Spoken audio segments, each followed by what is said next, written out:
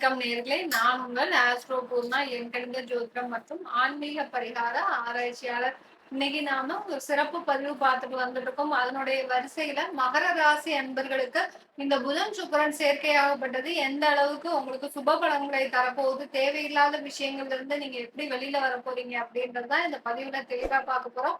அதற்கு முன்னாடி இந்த இந்த சேனல முதல் முறையா பார்க்குறீங்கன்னா, சப்ஸ்கிரைப் பண்ணிக்கோங்க. பெல் பட்டன்ல ஆல் ஆப்ஷன் சூஸ் பண்ணீங்கன்னா உங்களுக்கு என்னுடைய அடுத்தடுத்த பதிவுகள் நோட்டிபிகேஷனா வந்துட்டு இருக்கும். மகர ராசி என்பர்களுக்கு புதனாகப்பட்டவர் கடந்த அதாவது ஜூலை மாதம் 20ஆம் தேதி சிம்ம ராசிக்கு பெயர்ச்சி ஆயிருக்கிறார். சுக்கிரனாகப்பட்டவர் ஆகஸ்ட் மாதம் 1ஆம் தேதி அந்த சிம்ம ராசிக்கு பெயர்ச்சி ஆகிறார். இந்த மகர ராசி என்பர்களுக்கு 8ஆம் இடத்திற்கு இந்த 2 கிரகங்களும் பெயர்ச்சி ஆகின்றன. இந்த மகர ராசி அன்பர்களுக்கு இந்த 8ஆம் இடத்துல இருக்கக்கூடிய அந்த 2 கிரக சேர்க்கை பார்த்தீங்கன்னா, கிட்டத்தட்ட 21 நாட்கள் ஆகஸ்ட் 21ஆம் தேதி வரை இந்த கிரக சேர்க்கை இருக்கு. இந்த இந்த இந்த 2 கிரக சேர்க்கையின் மூலமாக இந்த மகர ராசி அன்பர்களுக்கு மிகப்பெரிய நன்மைகள் இருக்கு அப்படின்லாம் சொல்ல முடியாது. இந்த நன்மைகள் மூலமாக இந்த கிரக சேர்க்கையின் மூலமாக உங்களுக்கு சின்ன சின்ன தொந்தரவுகள் வெளியில வரலாம். அதாவது 8ஆம் இடத்துல அந்த புதனும் சுக்கிரனும் சேர்றதுனால புதன் யாரு அப்படின்னு முதல்ல நம்ம பார்க்கும்போது மகர ராசி அன்பர்களுக்கு ராசிக்கு ருணரோக சத்ரு ஸ்தானாதிபதி அந்த புதன் பகவான். அடுத்து பாத்தீங்கன்னா ருணரோக சத்ரு ஸ்தானாதிபதியும் அடுத்து பாத்தீங்கன்னா பாக்யாதிபதியும் கூட அந்த புதன் பகவான். சுக்கிரனாகப்பட்டவர் ராசிக்கு பூர்வ புண்ணிய ஸ்தானாதிபதி. அடுத்து பாத்தீங்கன்னா ஆஹ் கர்மஸ்தானாதிபதியாகப்பட்டவர் அந்த சுக்கிரன் பகவான். இவங்க இந்த 2 கிரகங்களும் 8ஆம் இடத்துல சஞ்சரிக்க போகுது கிட்டத்தட்ட 21 நாட்கள். இந்த 8ஆம் இடத்துல சஞ்சரிக்கும் போது சில நெகட்டிவான விஷயங்கள் நடப்பதற்கு உண்டான ஒரு சாத்தியக்கூறுகள் இருக்கு இந்த மகர ராசி என்பவர்களுக்கு. ஏன்னா சனி வக்ர நிலையில இருக்கிறார். அது உங்களுக்கு ஒரு சாதகமான பலனை கொடுத்தாலும் இந்த 2 கிரகங்களும் ஒரு ஒரு 21 நாட்களுக்கு ஒரு சாதகமா இல்லைன்னு தான் சொல்லணும் இந்த மகர ராசி அன்பர்களுக்கு மட்டும். ஏன்னா 8ஆம் இடத்துல இருக்கும் போது நெகட்டிவா நடக்கிறதுக்கு வாய்ப்புகள் இருக்கு. அதே சமயம் அந்த இடத்துல உங்களுக்கு என்ன நடக்கும் அப்படின்னா, உங்களுடைய பூர்வ புண்ணிய ஸ்தானாதிபதி அந்த சுக்கிரனாகப்பட்டவர் 8ஆம் இடத்துல சஞ்சரிக்கும் போது நீங்க இந்த குடும்பம் சம்பந்தமாக இந்த வேலை சம்பந்தமாக ஒரு முயற்சிகள் எடுப்பதற்கு இது நாள் வரைக்கும் உங்களுக்கு வேலையில சில பிரச்சனைகள் இருக்கக்கூடும். அந்த வேலையை விட்டுருவீங்க. விட்டு வேற வேலையை தேடுறதுக்கு உண்டான ஒரு வாய்ப்புகள் இருக்கும். ஆனா அந்த வேலை வாய்ப்பு கிடைக்கும். ஒரு தூரமான ஒரு இடத்துல கிடைக்கும். குடும்பத்தை விட்டு பிரிஞ்சு இருக்கக்கூடிய ஒரு சூழ்நிலை வரும். அந்த 21 நாட்கள்ல நீங்க எடுக்கக்கூடிய அந்த முடிவுகள் மட்டும் நீங்க இந்த காலகட்டத்துல எடுக்கக்கூடிய முடிவுகள் அந்த குடும்பத்தை பிரிவினையை ஏற்படுத்தக்கூடிய ஒரு முடிவுகளா இருக்கும். அடுத்து பாத்தீங்கன்னா உங்களுடைய தொழில் சம்பந்தமாக நீங்க எடுக்கக்கூடிய முடிவுகள் எல்லாமே பாத்தீங்கன்னா தேவையில்லாத விரய செலவுகளை கொடுக்கக்கூடிய ஒரு நேரமாக இருக்கும் இந்த மகர ராசி என்பவர்களுக்கு. என்ன மேடம், ஏற்கனவே நாங்க நிறைய கஷ்டத்துல இருக்கிறோம், கடன் பிரச்சனைகள் தீரல அப்படின்னு சொல்றவங்க எல்லாம், இந்த கடன் பிரச்சனைகள் தீராதவங்க, தொழில்ல ஒரு 3 ஆண்டு காலமாக உங்களுக்கு பிரச்சனைகள் இருந்துகிட்டே இருக்கு அப்படின்னு சொல்றவங்க, முதல்ல நீங்க தசாபுத்தி பலன்களை தெரிஞ்சுக்கணும். உங்களுடைய சுய ஜாதகத்துல தசாபுத்தி மோசமா இருக்கலாம். அடுத்து பாத்தீங்கன்னா கர்மா, அதாவது உங்களுக்கு வரக்கூடிய அந்த கர்மா நீங்க முன் ஜென்மத்துல செய்த ஒரு வினைகள் காரணமாக இல்ல உங்களுடைய முன்னோர்கள் செய்த விளைவுகள் காரணமாக நீங்க இப்ப இந்த மாதிரியான ஒரு தேவையில்லாத ஒரு பிரச்சனைகள்ல மாட்டிக்கக்கூடிய ஒரு நேரமாக இருக்கும். அதெல்லாம் நீங்க தெரிஞ்சுக்கிட்டீங்கனாலே அந்த ஆண்டாண்டு காலமாக நடந்துட்டு இருக்கக்கூடிய அந்த பிரச்சனைகள் எல்லாமே தீர்வுக்கு வரக்கூடிய ஒரு நேரமாகவும் இந்த 21 நாட்கள் இருக்கும் இந்த மகர ராசி என்பர்களுக்கு. கர்மாவை எல்லாம் தீர்க்கக்கூடிய ஒரு சிறந்த நாட்களாக தான் இந்த 21 நாட்கள் இருக்கும். சில பேருக்கு முன்னோர்கள் சாபம் இருக்கு, இல்ல உங்களுக்கு பெண்களுடைய தோஷம் இருக்கு, உங்களுக்கு அடுத்து பாத்தீங்கன்னா வருமானம் சம்பந்தமான தோஷம் இருக்கு. இதுக்கு சில தோஷ பரிகாரம்லாம் யாராவது சொல்லியிருந்தாங்கன்னா அதை செய்வதற்கு உண்டான ஒரு சாதகமான ஒரு காலகட்டம் இந்த 21 நாட்கள் இந்த மகர ராசி என்பர்களுக்கு. ஏன்னா உங்களுடைய ராசி அதிபதி சனி வக்ர நிலையில இருக்கிறாரு. இந்த காலகட்டத்துல குலதெய்வ வழிபாடு முக்கியமாக ஒன்றா இருந்தாலும் கூட சில பூர்வ புண்ணிய ஸ்தானத்துல அதாவது முன்னோர்கள் சாபம்லாம் இந்த காலகட்டத்துல ஒரு மிக பிரச்சனையாக எழும்பக்கூடிய ஒரு நேரமாக இருக்கும். அதற்குண்டான தோஷ நிவர்த்திகள்லாம் நீங்க இந்த மகர ராசி என்பர்கள் பண்ணிக்கிட்டீங்கன்னா ஒரு நிவர்த்தி கிடைப்பதற்கு உண்டான ஒரு சாதகமான ஒரு காலகட்டமாக இருக்கும். வெளியூர்ல வேலை பார்க்குறீங்கன்னா கண்டிப்பா அதுல ஒரு பண வரவு அதிகமாக இருக்கக்கூடிய ஒரு நேரமாக இருக்க போது இந்த மகர ராசி என்பர்களுக்கு. வெளியூர்ல வேலை செய்றீங்க, வெளியூர்ல தொழில் செய்றீங்க அப்படின்னா கண்டிப்பாக உங்களுக்கு அதுல ஒரு நல்ல ஒரு முன்னேற்றங்கள் இருக்கிறதுக்கு உண்டான ஒரு சாதகமான அமைப்பா இருக்கு.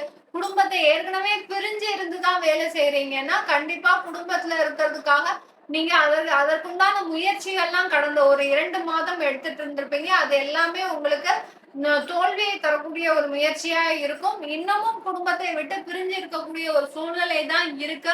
அதனால நீங்க கவலைப்படாதீங்க. இன்னும் ஒரு 2 மாத காலம் தான். அதுக்கப்புறம் இந்த மகர ராசி என்பவர்கள் குடும்பத்தோட சேர்வதற்கு உண்டான ஒரு சாதகமான ஒரு அமைப்பாக இருக்கும். கொஞ்ச நாள் நம்ம சில பிரச்சனைகளை கடந்து போனாதான் உங்களுக்கு உண்டான தீர்வுகள் வரக்கூடிய ஒரு நேரமாகவும் இருக்கும். சில பேர் நினைக்கிறாங்க, என்னடா நம்ம மகர ராசி அன்பர்கள் நினைக்கக்கூடிய ஒரு விஷயம் என்னன்னா, நான் குடும்பத்துக்காக தானே மேடம் போராடுறேன். என்னுடைய குழந்தைகளுக்காக தான் போராடுறேன். ஆனா அந்த குழந்தைகளே என் கூட இல்ல. என்னுடைய குடும்பமும் இல்ல. நான் எதற்காக சம்பாதிக்கணும்? அவங்க அங்க ஒரு பக்கம் இருக்கிறாங்க. நான் இங்க ஒரு பக்கம் இருக்கிறேன். அவங்களோட சேர்ந்து இருக்கணும்னா கூட என்னால முடியல அப்படின்னு சொல்றவங்க பாத்தீங்கன்னா, இந்த மாதிரியான பிரிவினைகள் நீங்க செய்த தெய்வ வழிபாட்டின் மூலமாக வந்த பலன்கள். இது இல்லாட்டி உங்களுக்கு தேவையில்லாத குடும்ப பிரச்சனைகள் அதிகரிக்கக்கூடிய ஒரு காலமாகவும் இருந்திருக்கு. ஏன்னா ஜென்ம சனியிலலாம் மகர ராசி என்பவர்கள் நிறைய பேர் அந்த குடும்பத்தை பிரிஞ்சு விவாகரத்து ஆகி குழந்தையை கூட பார்க்க முடியாத ஒரு சுச்சுவேஷன்ல நிறைய பேர் இருந்திருக்கிறாங்க. சில பேர் குடும்பத்தை பிரிஞ்சு நீங்க வேலை செஞ்சுட்டு இருக்கிறீங்கன்னா அது நீங்க செய்த வழிபாட்டின் மூலமாக கிடைத்த பலன் தான் சொல்லணும். அந்த பலனை நீங்க பொறுத்துக்கிட்டீங்கன்னா போதும். ஏன்னா சில பிரபஞ்சங்கள் நமக்கு பின்னாடியே ஒரு நல்லதை செஞ்சுக்கிட்டே வந்துகிட்டே இருக்கும்.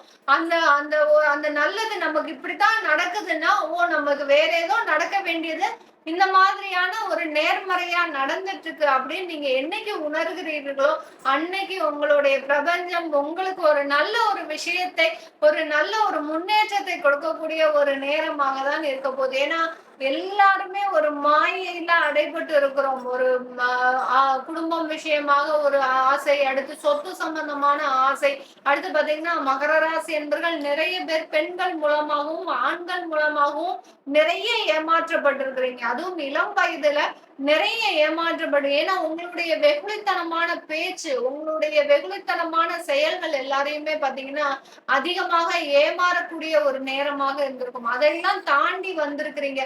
அப்படி இருக்கும்போது சில கஷ்டங்கள் உங்களுக்கு தீரக்கூடிய ஒரு நேரமாகவும் தான் இருக்க போகுது இந்த 21 நாட்கள். சில பேருக்கு திடீர் பண வரவுகள் கிடைப்பதற்கு உண்டான ஒரு சாதகமான அமைப்பா இருக்கும்.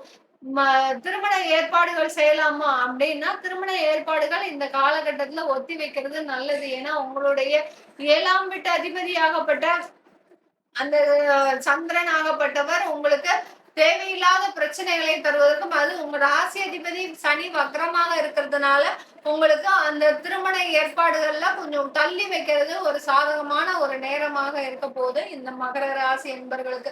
இந்த மகர ராசி என்பவர்களுக்கு இந்த காலகட்டத்துல வெளியூர்ல இருக்கிறவங்க, அதாவது வெளிநாட்டுல இருக்கிறவர்களுக்கு மிக சாதகமான அமைப்பா இருக்கும். என்ன மேடம் எங்களுக்கு இவ்வளவு நேரம் ஆப்போசிட்டா சொன்னீங்க, ஆனா வெளிநாட்டுல இருக்கிறவங்களுக்கு ரொம்ப சாதகமா சொன்னீங்களே அது எப்படி அப்படின்னா, அந்த வெளிநாட்டுல இருக்கக்கூடிய அந்த அன்பர்கள் மகர ராசி அன்பர்களுக்கு பாத்தீங்கன்னா நீங்க பிறந்த இடத்துல இருந்து அந்த ஜாதக அமைப்பு வெளிநாட்டுக்கு போகவும் அப்படியே அப்படியே ஆப்போசிட்டா செயல்படக்கூடிய ஒரு நேரமாக இருக்கும்.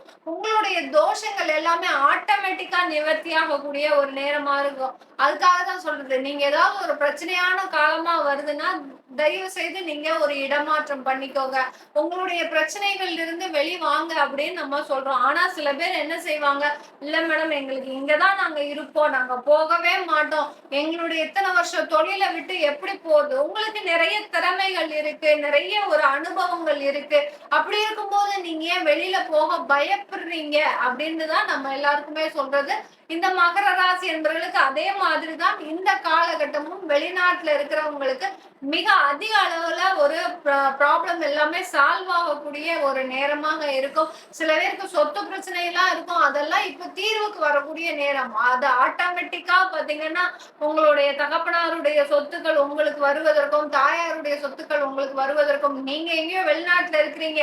ஆனாலும் அந்த கிரகங்கள் எப்படி செயல்படுது பாருங்க. உங்களுக்கு சாதகமாக தான் எல்லாமே செயல்படுவதற்கு உண்டான ஒரு நேரமாக இருக்க போது இந்த மகர ராசி என்பர்களுக்கு. இந்த மகர ராசி என்பர்கள் நீங்க இந்த காலகட்டத்துல வழிபட வேண்டிய தெய்வம் பாத்தீங்கன்னா, இந்த காலகட்டத்துல நீங்க அதாவது சனி வக்ரமாக இருக்கிறாரு. உங்களுடைய 8ஆம் இடத்துல அந்த புதனும், சுக்கிரனும் இருக்கிறதுனால, நீங்க சிவபெருமானுடைய வழிபாடு பண்ணிட்டே வாங்க. திருவாசகத்த வழிபாடு பண்ணுங்க. எந்த அளவுக்கு திருவாசகத்த வழிபாடு பண்றீங்களோ, அதாவது திருவாசகம் பாராயணம் பண்ணி வழிபாடு பண்றீங்களோ, அந்த அளவுக்கு உங்களுடைய பிரச்சனைகள்ல இருந்து வெளியில வருவதற்கு உண்டான ஒரு சாதகமாக இருக்கும். இந்த காலகட்டத்துல ஏன்னா, உங்களுடைய அந்த அஷ்டமாதிபதி சூரியனாகப்பட்டவர் அடுத்து உங்களுடைய 8ஆம் இடத்திற்கே வருவதனால நம்ம சிவபெருமான் வழிபாடு செய்யும் போது அதனுடைய பிரச்சனைகள் எல்லாமே உங்களுக்கு குறைவதற்குண்டான ஒரு சாதகமான ஒரு அமைப்பாக தான் இருக்க போகுது. இது நம்ம கோச்சார நிலவரப்படி பலன்கள் சொல்லியிருக்கிறோம். உங்களுடைய தசாபுத்தி பலன்களை தெரிஞ்சுக்கணும். அடுத்து உங்களுடைய ஜாதகம் தொலைஞ்சு போச்சு, உங்களுக்கு ஜாதகம் எழுதணும். அடுத்து உங்களுடைய குழந்தைகளுக்கு ஜாதகம் எழுதணும், நியூமராலஜி படி பெயர் வைக்கணும் அப்படின்னு விருப்பப்படுறவங்க கீழ இருக்கிற நம்பருக்கு வாட்ஸ்அப்ல தொடர்பு கொண்டு என்ன கான்டாக்ட் பண்ணிக்கலாம். உங்களிடமிருந்து விடைபெறுவது உங்கள் ஆஸ்ட்ரோ பூர்ணா. நன்றி, வணக்கம்.